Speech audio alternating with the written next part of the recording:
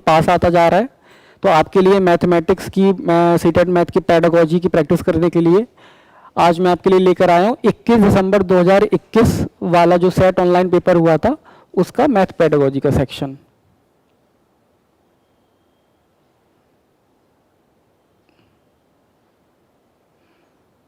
देखो, कक्षा 1 में गणित पढ़ाते समय राधा ने बच्चों को निम्नलिखित संदर्भ द्वारा एक अवधारणा का परिचय दिया। कार में 4 बच्चे थे, फिर एक बच्चा बाहर निकला। अब कार में 3 बच्चे हैं। उपयुक्त संदर्भ में निम्नलिखित में से कौन सा कथन सही है?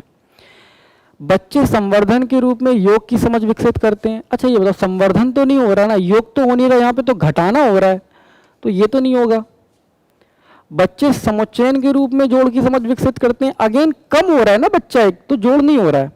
अब देखो, बच्चों में न्यूनन के रूप में घटाव की समझ विकसित होती है। बच्चों को क्या लगता है कि अगर कोई चीज कम हो रही है तो इसका मतलब इसमें से कुछ घटाया जा रहा है। ये ऑप्शन आपका ठीक हो जाएगा। नेक्स्ट देख लो, बच्चे संवर्धन और न्यूनीकरण को व्युत्क्रम संक्रिया के रूप में जोड़ेंगे, है ना, तो ये भी इससे रिलेटेड नहीं है, तो ये भी क्या हो जाएगा, गलत है।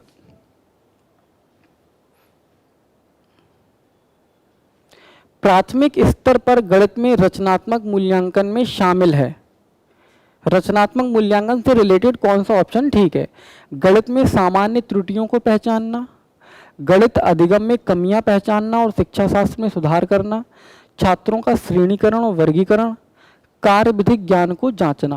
देखो, छात्रों का श्रेणीकरण और वर्गीकरण, श्रेणीकरण किससे होता है? आपके 2 तरह के इवैल्यूएशन होते हैं। एक होता है रचनात्मक, जिसको बोलते हैं फॉर्मेटिव इवैल्यूएशन, और एक होता है योगात्मक, जिसको बोलते हैं समेटिव इवैल्यूएशन। तो जो आपका योगात्मक होता है ये होता है एंड ऑफ टर्म या एंड ऑफ ईयर में, साल के लास्ट में होता है ये वाला मूल्यांकन। और ये जो रचनात्मक मूल्यांकन होता है ये साल भर चलता है ना, जब तक साल भर आपके सारे एग्जाम होते हैं सब में ये चलता है। तो श्रेणीकरण और वर्गीकरण तो योगात्मक से होता है ना, किसी क्लास के लास्ट में आपका एग्जाम हुआ, आप उसमें फेल हो गए तो आप नेक्स्ट क्लास में नहीं जाओगे, तो ये तो नहीं है रचनात्मक का पार्ट। कार्यविधिक ज्ञान, प्रोसीजरल नॉलेज, कोई सवाल को सॉल्व करने का पूरा स्टेप बाय स्टेप, तो इसका इससे तो कोई लेना देना नहीं है। सामान्य त्रुटियां, गणित में छोटी छोटी त्रुटियां, तो छोटी वाली त्रुटियां ये इससे नहीं निकाली जाती। ये देखो, अब गणित अधिगम में कमियां पहचानना और शिक्षा शास्त्र में सुधार करना, है ना, कि टीचिंग प्रोसेस जो लर्निंग प्रोसेस हो रही है इसमें क्या प्रॉब्लम आ रही, बच्चे को क्या प्रॉब्लम आ रही, हो सकता है टीचर कुछ इंप्रूव कर ले अपने आप में, है ना, तो उस प्रोसेस को इंप्रूव करना, ये होता है रचनात्मक मूल्यांकन से।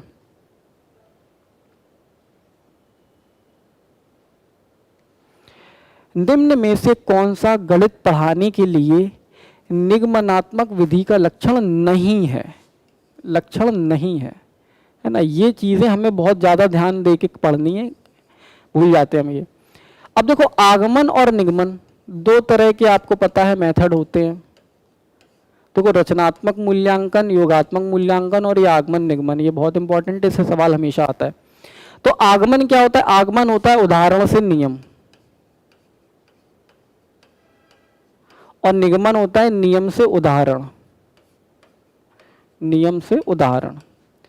अब आपसे पूछा है कौन सा निगमन का नहीं है।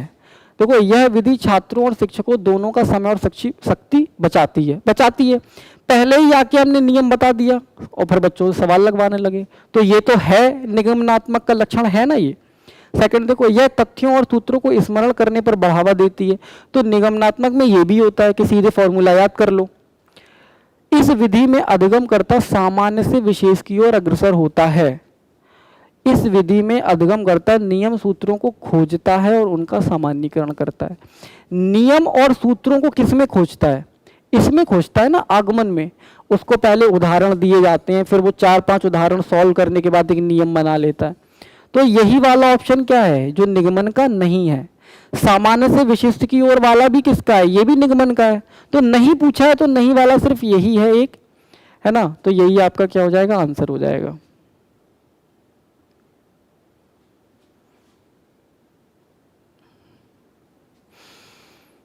गणित की पदानुक्रम प्रकृति है एवं अवधारणाएं तर्कसंगत, संरचित और संबंधित हैं। निम्न कथनों में से कौन सा से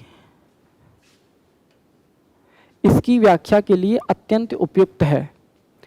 योग की अवधारणा के निर्माण के बाद गुणन आता है। योग और गुणन पृथक अवधारणाएं हैं।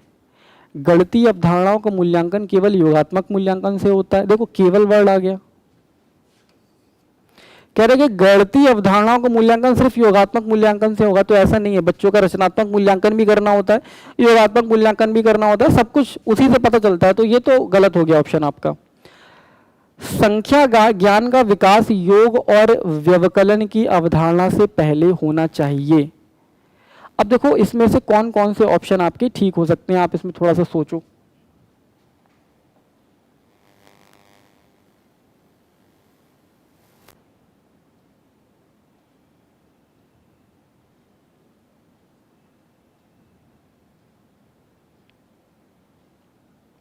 देखो ये तो ठीक है ना, संख्या ज्ञान का विकास योग और व्यवकलन।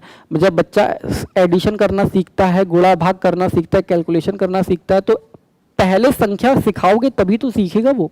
तो संख्या ज्ञान का विकास तो पहले होगा, तो ये बात तो ठीक है। उसके बाद अब ये देखो, योग और गुणन पृथक अवधारणाएं। कह रहे योग और गुणा अलग अलग चीज है, तो ऐसा नहीं है।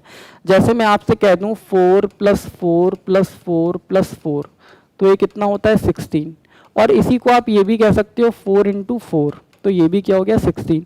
तो एडिशन का दूसरा फॉर्म ही मल्टीप्लिकेशन है। जब तक बच्चा एडिशन नहीं सीखेगा, जब तक मल्टीप्लिकेशन नहीं सीख पाएगा। तो ये स्वतंत्र तो नहीं है, ये सही हो जाएगा आपका। क्या लिखा है, योग की अवधारणा के निर्माण के बाद गुणन आता है। तो पहले बच्चों को योग सिखाया जाता है, उसके बाद ही आप उनको गुणा सिखा सकते हो। तो 1 और 4 ऑप्शन बी आपका सही हो जाएगा।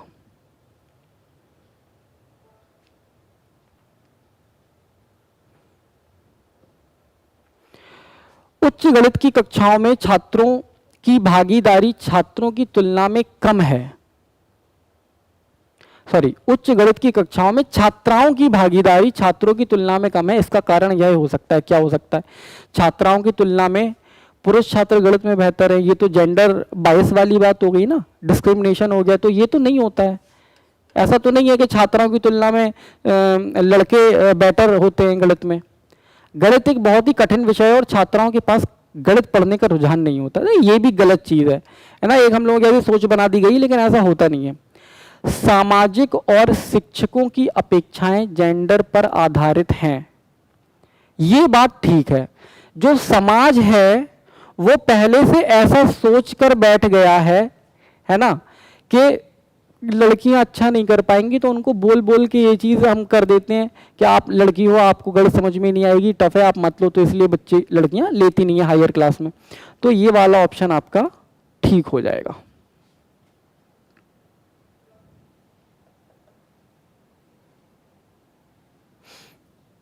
नेक्स्ट सवाल करिए।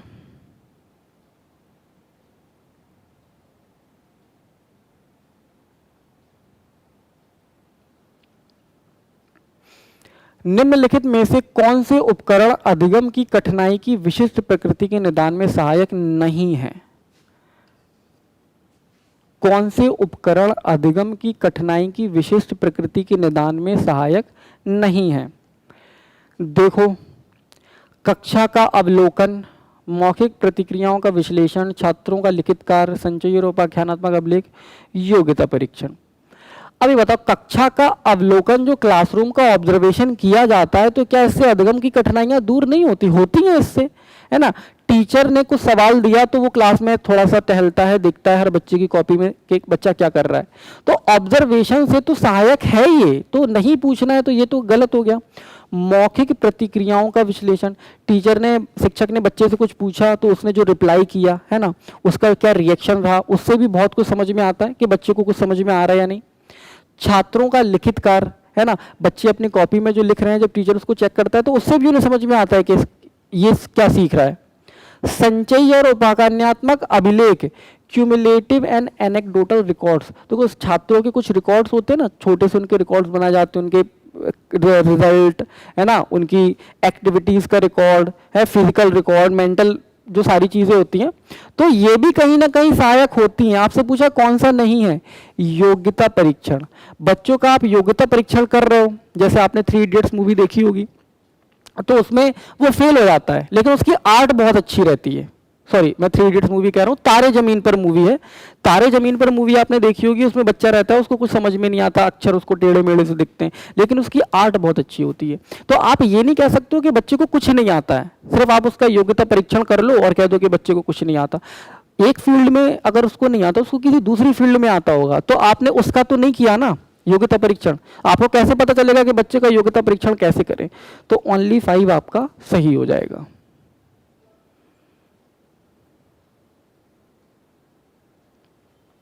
ये देखो, 30 + 4 × 6 को 30 × 6 + 4 × 6 इक्वल टू इतना इतना कर दिया। उपयुक्त प्रणाली के लिए निम्नलिखित में से कौन सा कथन सही है? विद्यार्थी को गुणन का अवधारणात्मक ज्ञान है और वह इसे अपघटन की प्रणाली से संचालित करने में सक्षम है ना? इसका यही ऑप्शन सही है। आगे देख लो, यह गुणन की एक मानक कलन विधि नहीं है। तो ऐसा नहीं है, ये कलन विधि ठीक है, इसलिए विद्यार्थी को इसके उपयोग को हतोत्साहित करना चाहिए। देखो, 2 नेगेटिव वर्ड मिल गए आपको, हतोत्साहित नहीं करना, सही आंसर निकाल रहा है बच्चा। विद्यार्थी के गुणन को अवधारणात्मक ज्ञान नहीं है, कह रहे विद्यार्थी को गुणन का अवधारणात्मक ज्ञान नहीं है उसको अवधारणात्मक ज्ञान। तभी तो उसने ये सोच लिया कि 30 + 4 × 6, पहले 30 का 6 में कर दो, फिर 4 का 6 में कर दो। यह गुणन की समस्या को हल करने की एक तात्कालिक अनुमान और प्रयास प्रणाली है, हिट एंड ट्रायल जिसको बोलते हैं। देखो, हिट एंड ट्रायल क्या होता है कि आप जैसे कभी कभी आप ऑप्शन से क्वेश्चन को सॉल्व करते हो, आप सोचते हो ये वाला ऑप्शन रख के देखें, फिर ये वाला रख के देखें, वो होता है हिट एंड ट्रायल। यहां पे तो बच्चे ने डायरेक्ट आंसर ही निकाल दिया एक ही बार में, तो ये हिट एंड ट्रायल तो नहीं हुआ। तो यही ऑप्शन बचा आपका, इसको भी देख लो। विद्यार्थी को गुणन का अवधारणात्मक ज्ञान है, वैसे अपघटन की प्रणाली, उसने देखो अपघटन कर दिया 30 और 4 का, 6 का अलग अलग गुणा कर दिया। तो ये वाला ऑप्शन आपका सही हो जाएगा।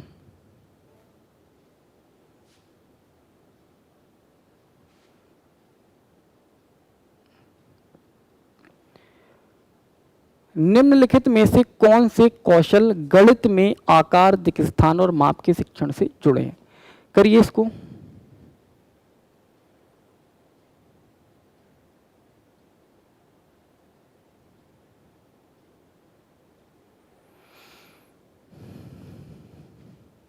देखिए, आकार, दिक् स्थान और माप से, आकार, दिक् स्थान और माप से जुड़े हैं। सम्मितियां खोजना और सौंदर्य शास्त्रीय भाव प्राप्त करना, ठीक है। सांख्यिकीकरण, अंक गणितीकरण यानी अंकों को अवधारणाओं जैसे क्षेत्रफल, परिमाप आदि से जोड़ना। शिक्षार्थियों में प्रारंभिक अंकगणित को बढ़ावा देना। केवल विज्ञान के साथ गणित को समाकलित करना। अब आप इसमें ऑप्शन देखो, 1 4, 1 2, 1 2 3 और 3 4। अब मुझे आप ये बताओ कि आकार, दिक् स्थान और माप, क्या इसका साइंस से कोई लेना देना है क्या? हम साइंस से उसको समाकलित करके कुछ कर सकते हैं क्या? तो मैं आपको ये तरीका बता रहा हूं करने का, कि अगर आपको जब इस तरह के सवाल में फंस जाओ, समझ में नहीं आया कुछ, तो कैसे करोगे। अब ये तो मान लिया हमने कि ये नहीं होगा। अब अगर ये 4th नहीं होगा, तो देखो आपका ये वाला ऑप्शन भी गलत हो गया, इसमें 4th है, और आपका ये वाला ऑप्शन भी गलत हो गया, इसमें 4th है। अब आपका बचा 1 2 और 1 2 3। अब इसमें कह रहा है शिक्षार्थियों में प्रारंभिक अंक गणित को बढ़ावा देना। अगेन, अंक गणित का आकार, दिक् स्थान और माप से बहुत ज्यादा लेना देना नहीं है ना। स्पेस, शेप है लेना देना, लेकिन उतना नहीं है कि सिर्फ अंक गणित से ही बच्चा आकार सीख जाएगा। सिर्फ अंक गणित से तो नहीं सीखेगा ना, तो ये भी गलत हो गया। तो आपका 1 और 2 क्या हो जाएगा? सही। अब 1 और 2 भी देख लो। सममितियां खोजना, अभी आपको बताया था, सिमेट्री पकड़ना, है ना। और सिमेट्री कहीं ना कहीं, सिमेट्री आकार और दिक् स्थान से रिलेटेड है। क्षेत्रफल और परिमाप को अंकों से जोड़ना, आप क्षेत्रफल निकालोगे तो आपको अंकों की जरूरत पड़ेगी, तो उसको कहीं ना कहीं रिलेट करना है। तो ये दोनों पॉइंट आपके सही हो जाएंगे।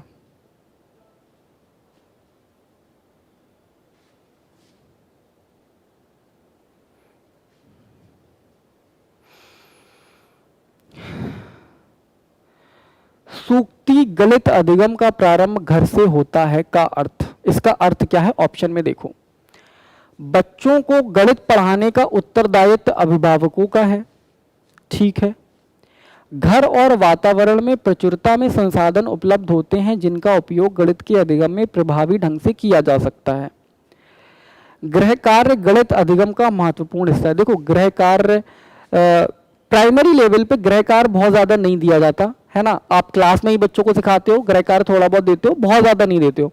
तो और इसमें क्या लिखा है कि गृह कार्य महत्वपूर्ण हिस्सा है, तो गृह कार्य महत्वपूर्ण हिस्सा तो नहीं है, तो ये तो गलत हो गया आपका।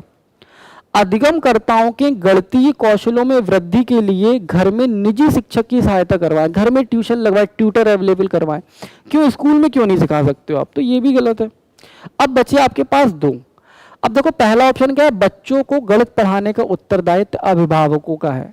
तो ऐसा देखो उत्तरदायित्व नहीं है, अभिभावक सिखाते हैं, लेकिन आप ये नहीं कह सकते कि उन्हें ही सिखाना है, तो ये ऑप्शन भी क्या हो जाएगा आपका गलत। अब आप ये देखो, घर और वातावरण में प्रचुरता में संसाधन उपलब्ध होते हैं जिनका उपयोग गणित के अधिगम में प्रभावी ढंग से किया जा सकता है, ये बात बिल्कुल सही है ना। बच्चे के वातावरण में, बच्चे के आसपास, देखो नेचर से ही तो हम फिजिक्स नेचर से ही सीखते हैं ना, सारी साइंस नेचर से आई है। तो मैथ भी मैथ से ही तो साइंस बनी है ना, तो मैथ भी कहीं ना कहीं हमारे नेचर में आसपास है ही ना, है ना। रोटी गोल होती है, बच्चे के पास दो गेंदे हैं, तो हर जगह आप देखोगे तो मैथ का यूज हो ही रहा है। तो आप अपने वातावरण से, बच्चा प्रचुर संसाधन है, प्रचुरता में इनफ है कि बच्चा सीख जाएगा।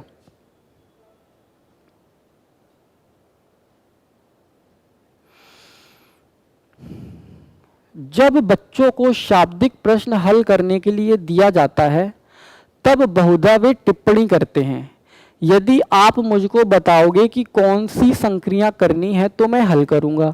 इस प्रकार के उत्तर का क्या कारण हो सकता है कि जैसे आपने बच्चों को कोई वार्ती सवाल दिया तो बच्चे ये कहते हैं कि सर ये बता दो क्या करना है, जोड़ना है, घटाना है, क्या करना है, गुणा कैसे करना है, बस ये बता दो हम कर लेंगे। तो इसका मतलब क्या है, बच्चे शाब्दिक प्रश्नों को पसंद नहीं करते और छुटकारा पाना चाहते हैं। तो देखो नेगेटिव चीज हो रही है और बच्चे क्यों छुटकारा पाना चाहेंगे, तो ऐसा कुछ नहीं है। शाब्दिक प्रश्नों के प्रति छात्रों में दुर्भीति, फोबिया, फोबिया को होता है डर, अगेन वही चीज है कि डर होता है, पसंद नहीं करते, नहीं। बच्चों में परिज्ञान कौशल की कमी है, और नेक्स्ट है बच्चे आलसी हैं और प्रश्नों को पढ़ना नहीं चाहते, तो ये भी गलत है। ऐसा नहीं है कि बच्चे आलसी हैं, देखो ये सब कंफ्यूजिंग ऑप्शन है, आपको हो सकता है कि ये लग जाए कि हाँ ये कहीं ना कहीं सही है कि बच्चे आलसी होते हैं, ऐसा कुछ नहीं होता। बच्चे सीखना चाहते हैं, बस आप उनको सिखाओ उस तरीके से। बच्चों में परिज्ञान कौशल की कमी होती है, कंप्रिहेंशन स्किल्स, समझना। बच्चे क्वेश्चन को पढ़ के समझ नहीं पाते, है ना, उनको आता है ऑपरेशन जोड़ना घटाना आ रहा है, लेकिन वो समझ नहीं पा रहे कि इसमें करना क्या है। तो ये ऑप्शन आपका क्या हो जाएगा, सही हो जाएगा, बच्चों में कंप्रिहेंशन स्किल की कमी होती है।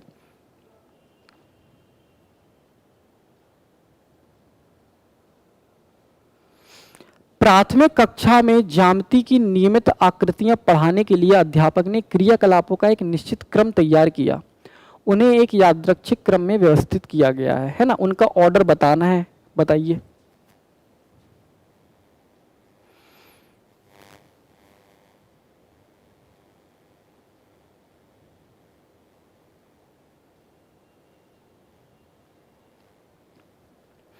क्या हो जाएगा, देखो इसका ये वाला आंसर सही है।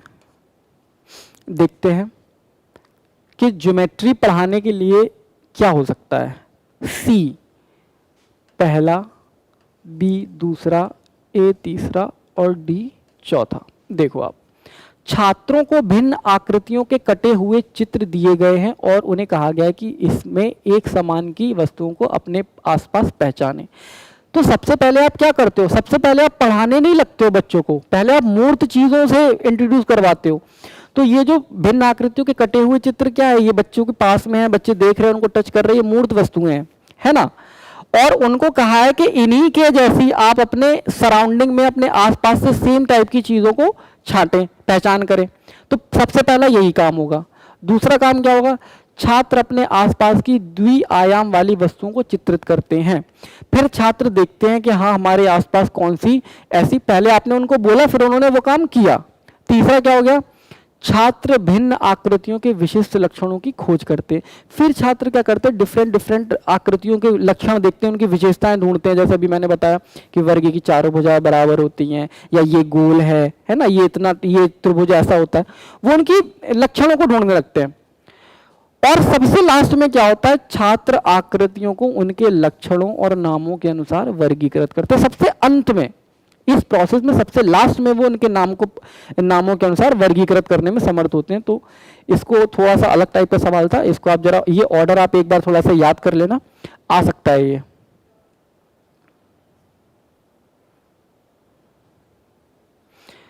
करिए।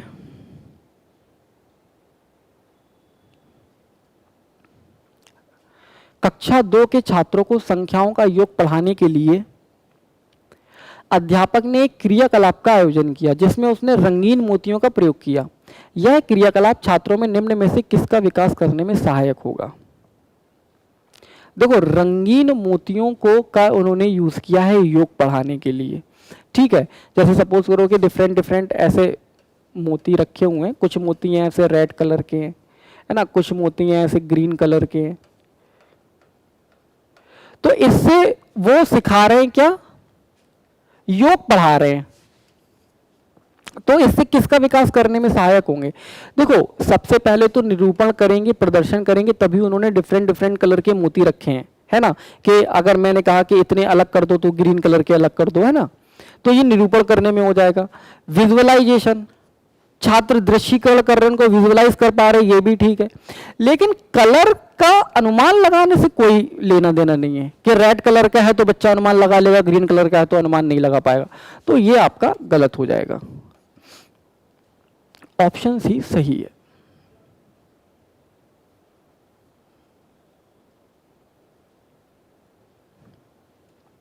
देखो, एक व्यवकलन प्रश्न 83-56 का कुछ छात्रों ने 33 उत्तर दिया। छात्रों द्वारा की गई इस अशुद्धि को संबोधित करने के अत्यधिक उपयुक्त रणनीति कौन सी हो सकती है? अभ्यास के लिए इसी प्रकार के प्रश्न दें। देखो, ये ऑप्शन भी कई बार आ चुका है कि बच्चे को अगर एक बार समझ में नहीं आया ना, आप उसको कितने भी प्रश्न करवा दो उसको फिर भी समझ में नहीं आएगा। छात्रों को कहें कि वे समस्या को एक बार दोबारा हल करें और अपने उत्तर की जांच करें। फिर वही चीज है कि जब नहीं हो रहा तो दोबारा से क्या भी हो जाएगा। उन्हें एक अंक वाली संख्या के उदाहरण दे और बाद में 2 अंकों वाली संख्याओं पर बढ़ें। संख्याओं के पुनर्समूहन रीग्रुपिंग की समझ बनाने के लिए स्थानीय मान की अवधारणा पर पुनः विचार करें। अब देखो, उन्हें एक अंक वाली संख्याओं के उदाहरण दे, फिर वही चीज है कि आप और एग्जाम्पल करवा दो, पहले 1 अंकों वाले करवा दो फिर 2 अंकों वाले करवा दो, तो उससे भी कुछ नहीं होगा। तो आपका यही बचा। अच्छा, आप ये देखो, 83 में से 56 माइनस करना है। बच्चे ने गलती क्या कर दी, बच्चे ने यहाँ तो 8 में से 5 घटा दिया, यहाँ 6 में से 3 घटा दिया, तभी उसका आंसर 33 आ गया। अब उसको उसके साथ में प्रॉब्लम क्या है? उसके साथ में ये प्रॉब्लम नहीं कि उसको घटाना नहीं आता, घटा तो वो सही रहा है। उसके साथ प्रॉब्लम क्या है कि उसको स्थानीय मान की अवधारणा का अभी पता नहीं है। उसको बस ये पता कि ज्यादा में से कम को घटाना होता है, ठीक है।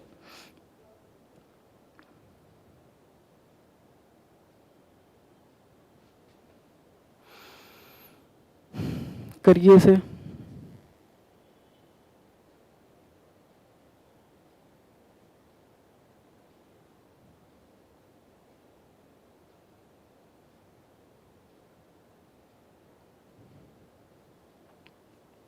चलो देखते हैं।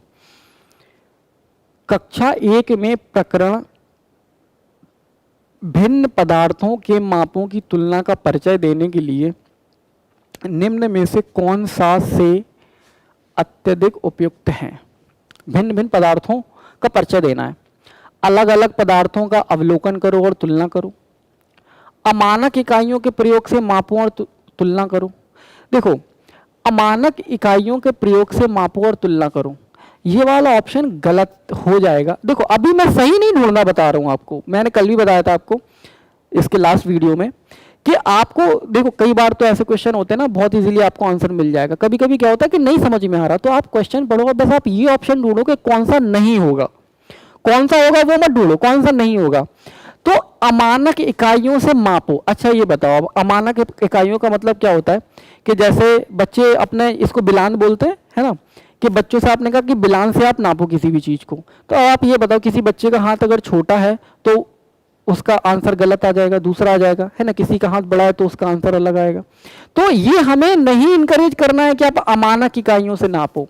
मानक इकाइयों से नापना है और तुलना करनी है, अमानक से नहीं नापना, तभी सबका आंसर सेम आएगा।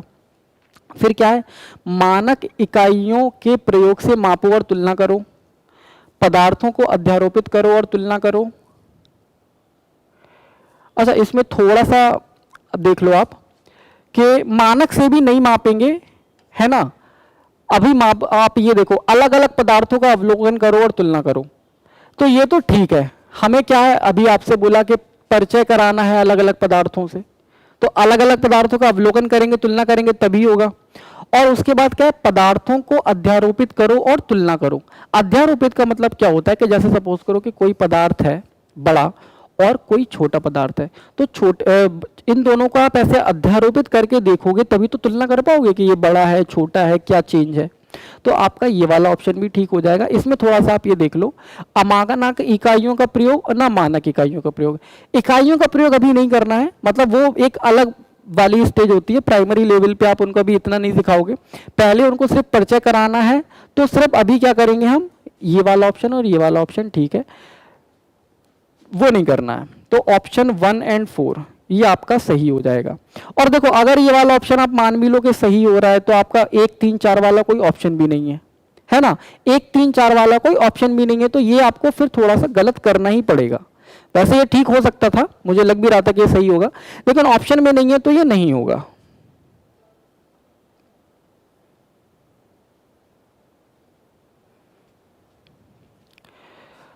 नेक्स्ट करिए।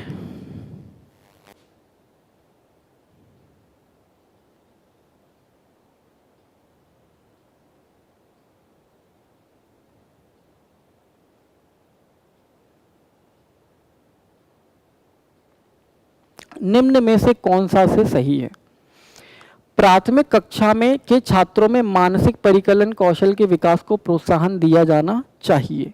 तो ये तो ठीक है ना, प्राथमिक कक्षा में बच्चों को मानसिक परिकलन को विकास को प्रोत्साहन देना चाहिए। सेकंड देखो, केवल वर्ड आ गया है, तो केवल की वजह से ये क्या हो जाएगा, गलत हो जाएगा। केवल ड्रिल और अभ्यास के द्वारा मानसिक परिकलन कौशल को सुधारा जा सकता है। क्या ऐसा नहीं है कि इसके अलावा और किसी मेथड से नहीं सुधारा जा सकता, तो ये गलत हो गया। थर्ड क्या है, मानसिक परिकलन कौशल प्रश्न को हल करने के लिए औपचारिक और अनौपचारिक रणनीतियों के प्रयोग को प्रोत्साहित करता है।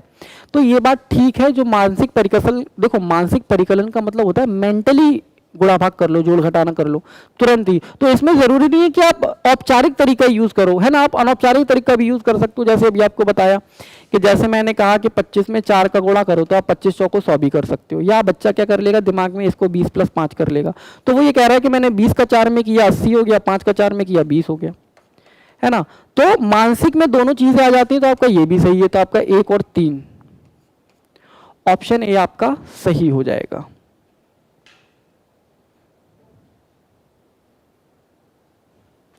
ठीक है, आई होप कि आपको समझ में आया होगा। अगर आपका कोई डाउट है तो प्लीज कमेंट में जरूर बताएं, या आप कोई और टॉपिक पढ़ना चाहते हैं हमें वो भी कमेंट में बताएं। Thank you.